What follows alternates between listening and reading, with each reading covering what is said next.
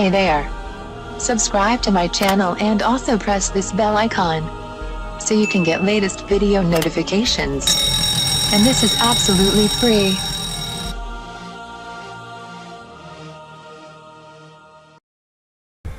आज मैं आपको बताऊंगी वजन बढ़ाने का ज़बरदस्त नुस्खा। अज्जा: तिल स्याह 1 पाव, नारियल आधा पाव,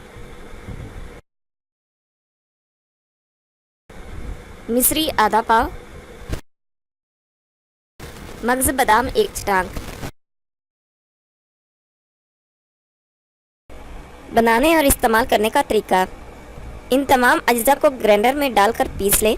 रात को सोने से पहले 2 खाने के चम्मच नीम गर्म दूध के साथ इस्तेमाल करें। एक ही हफ्ते में आपका वज़न बढ़ने लगेगा, जिसमें तवानाई पैदा हो जाएगी और दिल, जिगर और असाबी कमज़ोरी को दूर करेगा।